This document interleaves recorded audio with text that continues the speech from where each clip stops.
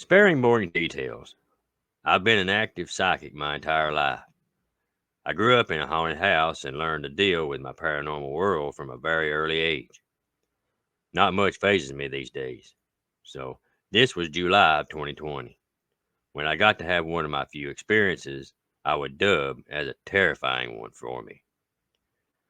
I was in the hospital having outpatient reconstructive surgery. So, while I was there, waiting to begin, I noticed some unusual phenomena. Small objects made of light, orbs flying around in a couple of places and moving through the ventilation system, which I thought was very strange. This was in pre-op area, and I was not medicated at the time. So time later, following the surgical procedure, I was in a private recovery room with my spouse, awake and very bored. We was waiting on the doctor to release me and wondering if I could, you know, see anything else. I noticed that if I tried to stare in a way that makes spirits stand out, I could actually see what appeared to be a translucent membrane moving as if it was stirred by a breeze. Something moving very close to me and sometimes far away. I couldn't figure out what it was. I couldn't keep it in constant view as it kept moving in this gentle breeze like kind of like a sail. I sensed the closeness of the other world and figured out this could possibly be the veil that separates our world from the other side. Whatever it was, it had a pattern like an elephant hide or skin, kind of like texture. Gold and silver highlights with a bluish gray shadow. Whenever I could see it, I tried to study it as much as possible. It was fascinating, and I was determined to memorize what I was looking at to help me research exactly what it was. Now, by this point in time, I was completely cleared of the anesthesia and other medications except for perhaps the painkillers. I was lucid and finally cleared to go home. We were simply just waiting on the wheelchair transport to take me to the car. The hospital was swarmed with all the post-lockdown surgeries, so everything was taking longer.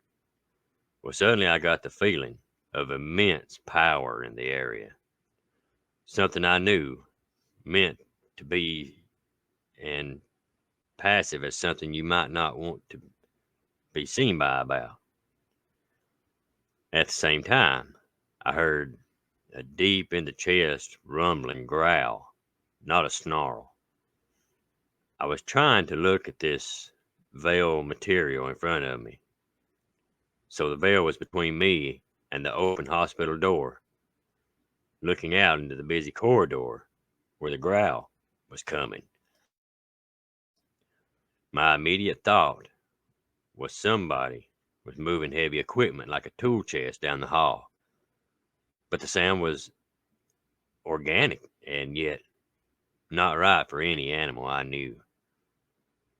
I was still staring at the veil, so I instantly switched my focus to the hall and watched in shock as into a view silhouette of a smoke-colored, vaguely wolf-like canine charged across the doorway.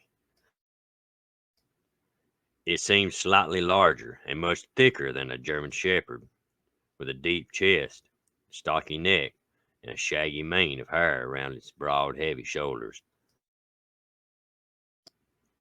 The body was lean and tucked up to the solid hips. The tail was straight out behind it like a wolf as it ran. The muzzle was too kind of pointed for a wolf, though, more like a Doberman, but with a solid jaw and sloped forehead. I can make out no features, unfortunately, only the shadow of it, as if it was cut out in a shadow. It was gone in an instant, but burned in my mind. I could vaguely hear it for a moment more, going down the hall, and then just silence.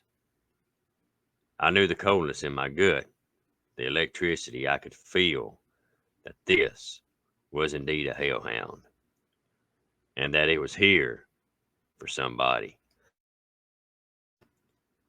I didn't know anything about what was going on the ward, but a moment later, I heard a commotion at the far end of the hallway.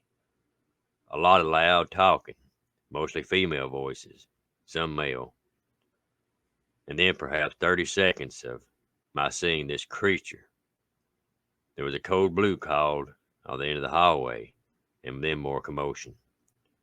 Then people with a crash cart going down the hallway, and the sounds of things happening. Then quiet. And a little later, transport came to take me from the ward, and I don't know what happened after that. Golly. Man, oh man, what a story. Yeah. Whoa. Man. That is, golly, that's, whew. But that kind of reminds me of an incident that happened to me. I seen it when I Yeah, was it did me reading that. too. Yeah. Man. That was spooky. Yeah, it kind of made me wonder if it was there for somebody like in your story. Yeah. It kind of sounded like it. Yeah, it's what it definitely sounded like, man. Oh, man. Or was it there for the bacon? Now, that's very possible. Hospital bacon, you know? Yeah. I don't It may know. not I be don't the know best if in the hospital world. bacon any good or not. Like I said, it may not be. I've eaten it. It's not the best in the world, but definitely not the worst. Okay. But like I said, very possible it could have been there for the bacon. Yeah, it's probably the bacon. Maybe that's what happened. Maybe it found a food cart. That's what the noise would come from. Yeah. It found the food cart and drug it off. Yeah. We're just gonna pretend that's what happened so we can sleep tonight. Yeah. That's what happened. It went down there, it seen a food cart and was like, bacon. Oh, it's bacon. Yeah. Like that old commercial. Yeah. Bacon. Yeah, what happened to all those commercials? Remember when commercials used to be good? Yeah. Man, I remember used to, even commercials was funny, man. Nowadays, it's like... they don't even make sense half the time. Yeah, I'm like, what did I just watch? Yeah. Either that, man, or nasty. Yeah, that too. I turn the channel sometimes and just turn it off. It's so nasty. Yeah, on basic TV, it's like, good Lord. Man, I've seen some nasty ones on during kid shows before. Yeah, man, it's like, good Lord, what's wrong with people nowadays? Yeah. I don't know, man. I dread to see what it's going to be like in the next 20 years. Well, anyways, thank you so much for the story. It was an amazing one. Definitely. I hope it don't keep y'all up all night. Because, probably will, man. But remember, just keep telling yourself it was there for the bacon. Yes, keep telling yourself it was there for the bacon. Yeah. Well, folks. That's always the bacon.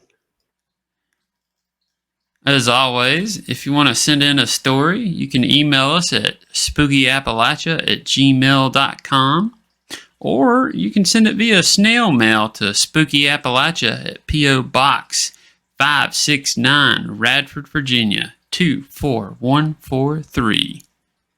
And we appreciate all y'all tuning in. Make sure to like, subscribe, comment. Tell all your friends about us. Tell all of them. All of them. Anybody that'll listen. Tell them we got bacon. Yes. We've got the bacon. Yes. And, yeah. Incredible story. Thank you so much again. And don't forget, folks. Stay spooky.